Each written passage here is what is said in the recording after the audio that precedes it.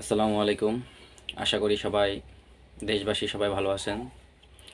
এখন আমি যদি আপনাদেরকে প্রশ্ন করি যে স্বৈরাচার শেখ হাসিনা সরকার দেশ থেকে পালিয়ে যাওয়ার পর এখন আপনারা কেমন আছেন? তো আপনারা ভিন্ন ভিন্ন লোকে ভিন্ন ভিন্ন হয়তো মতামত পেশ করবেন। তো আপনারা যদি আবার আমাকে জিজ্ঞেস করেন যে এখন আমাদের দেশ কেমন আছে, তো আমি আগে কেমন ছিল এখন কেমন ছিল সে প্রশ্ন যদি আপনি আমাকে করেন, তো আমি মনে করি যে এখন যেভাবে দেশ আপনার চলছে, তো সেটা হলো জান্নাতে যে আপনার আমরা শুনি হুজুররা বলে যে জান্নাতে যারা থাকবে তারা ওই আপনার মধুর নহর পাবে, দুধের নহর পাবে, শরবতের বিভিন্ন ধরনের ফল ফলান্তি রসের নহর, মানে নদী বয়ে যাবে। এই ধরনের নদী বয়ে যাচ্ছে আমাদের দেশে। টেন্ডারবাজি নাই, চাঁদাবাজি নাই, জমি দখল নাই, আপনার কি বলে পাসপোর্ট অফিসে গেলে দুর্নীতি নাই, আপনার ভূমি অফিসে গেলে দুর্নীতি নাই। মোটামুটি এখন যারা আমাদের দেশে আছি সবাই মোটামুটি ভালো মানুষ, প্রায় মানে ফেরেস্তার সাথে তুলনা করব না, তবে ফেরেস্তা সমতুল্য। এখন কেউ অন্যায় করে না, কাউকে বিনা কারণে হত্যা করে না, কাউকে বিভিন্ন দলের ট্যাগ লাগায় মারে না, এটা আমি মনে করি। এখন আপনারা কি মনে করেন সেটা কমেন্টে জানাবেন। আমাদের দেশটা এখন খুব শান্তিতে আছে, মানুষ ইনকাম করতেছে, পণ্যদ্রব্যের দাম সিন্ডিকেট নাই, অল্প দামে নিরীহ মানুষ, খেটে খাওয়া মানুষ পাচ্ছে, সবাই শান্তিতে আছে। কেউ বলে না যে আগের সরকার ভালো ছিল। তো এখন এই অবস্থায় আমাদের দেশ চলতেছে, এবং পাশাপাশি আমাদের দেশে এখন অনেক দেশপ্রেমিক পয়দা হয়েছে। আপনার মানুষের প্রতি মানুষের ভালোবাসা, আস্থা ভাজন ব্যক্তি তৈরি হয়েছে, বিভিন্ন বুদ্ধিজীবী তৈরি হয়েছে সমাজে। এত বুদ্ধিজীবী তৈরি হয়েছে আমাদের দেশে, অবাক করা কাণ্ড। তো এরকম বুদ্ধিজীবী থাকলে বা থাকতে মানে চলতে থাকলে বা বুদ্ধিজীবী পয়দা হইলে এ দেশে কি আরও কোনো সমস্যা হইতে পারে? যাই হোক, এখন অন্য প্রসঙ্গে বলি। আমাদের বাংলাদেশে এখন একটা বুদ্ধিজীবী পয়দা হয়েছে, সেটা আসলে তার সার্টিফিকেট, মানে তার সার্টিফিকেট যে কোন প্রতিষ্ঠান থেকে তাকে দেওয়া হয়েছে আল্লাহ তাআলা জানে আর উনি জানে।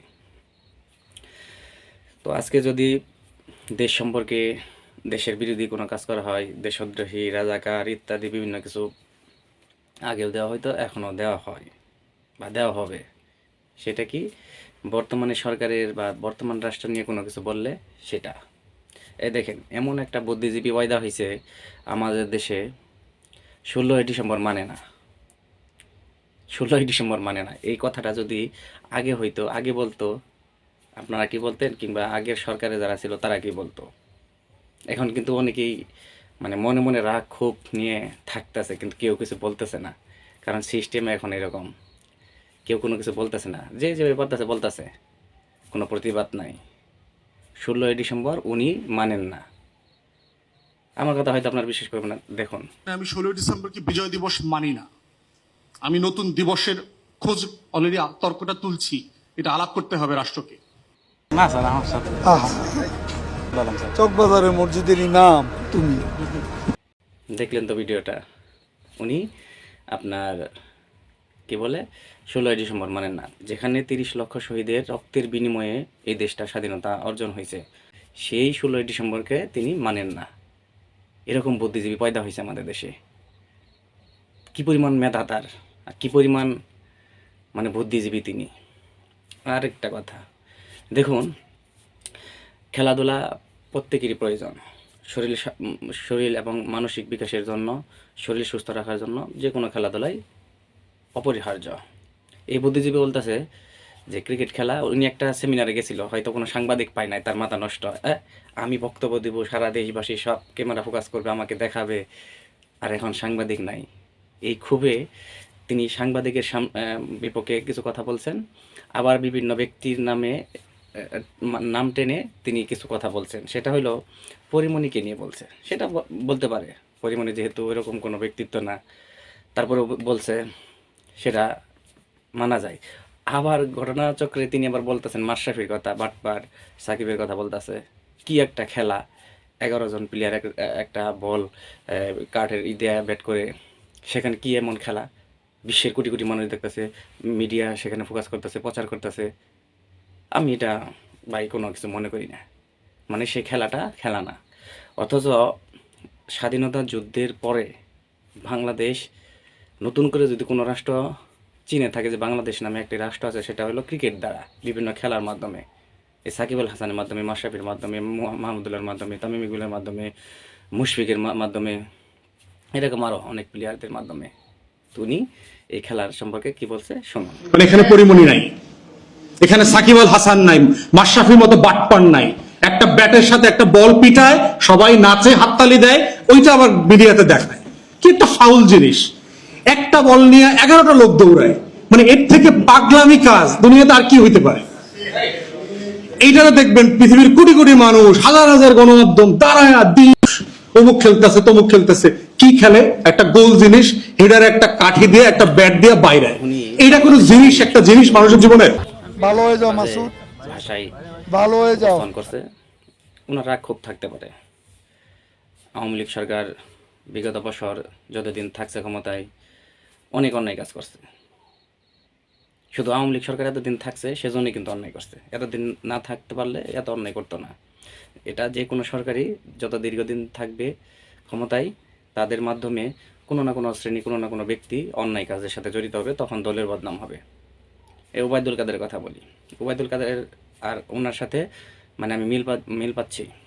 এই ব্যারিস্টার ফুহাদ, উনি আপনার এই যে ওবায়দুল কাদের অনেক কথা বলছেন, অনেক কথা বলছেন, অনেক মানে বিভিন্নভাবে বক্তব্যের মাধ্যমে অনেক মানুষকে হেয় প্রতিপন্ন করছেন, অনেক অপরাধ করছেন। কই ওবায়দুল কাদের 3 মাস এই দেশে থাকলো, আপনাদের এত ক্ষমতা, তো তার তো আটকাইতে পারলেন না। স্বরাষ্ট্রমন্ত্রী আসিল, হাসান মাহমুদ আসিল, এরকম আরও বাঘা বাঘা যারা অন্যায় দুর্নীতি করছে, দেশটাকে মানে ধ্বংসের দিকে নিয়ে গেছে, কই তাদের তো কিছুই করতে পারলেন না। ওই শুধু আপনারা ওই নিরীহ মানুষের উপরে চাপ সৃষ্টি করতেছেন, নিরীহ মানুষের উপরে মানে ক্ষমতা দেখাচ্ছেন, এটা করবেন সেটা করবেন, এটা করে ফেলাবেন সেটা করে ফেলাবেন। একজন ব্যক্তি যদি অন্যায় করে থাকে তাহলে বিচার হবে, সমাজে রাষ্ট্রের যে বিচার আছে সেভাবে বিচার করবেন, বিচার হবে, সমস্যা নাই তো। কিন্তু বড় বড় অপরাধীদের তো আপনারা পাবেন না, ধরতে পারতেছেন না। এদেশের মাধ্যমেই এরা তো হাওয়া হয়ে যায় নাই, পাখি হয়ে তো উড়াল দেয় নাই। স্থলপথ বলেন, বিমানপথ বলেন, যে কোনো পথের মাধ্যমেই, বিমানপথে তো যাওয়া সম্ভব না, স্থলপথ ব্যবহার করে বা জলপথ ব্যবহার করে কিন্তু এই দেশ ত্যাগ করছে। কই কিছুই তো করতে পারলেন না, আর পারবেন না তাদের। তো ঢালাওভাবে সবাইকে আপনি দেখবেন আওয়ামী লীগের মধ্যে অনেক মানে অমুসলিম রয়েছে, তাদের কি আপনি খতনা করাবেন?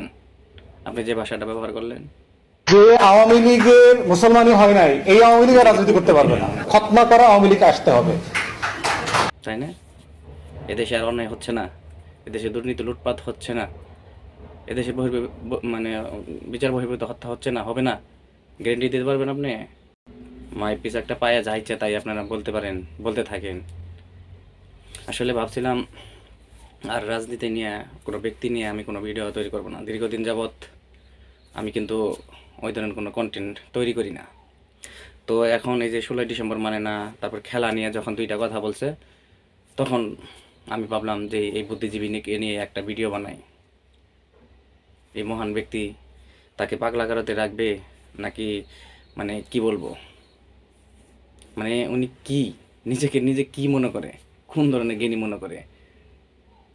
আসলে তার মাথা আসলে নষ্ট হয়ে গেছে, তাকে দ্রুত চিকিৎসা করাতে হবে। আজ এই পর্যন্তই, ভালো থাকবেন, আল্লাহ হাফেজ।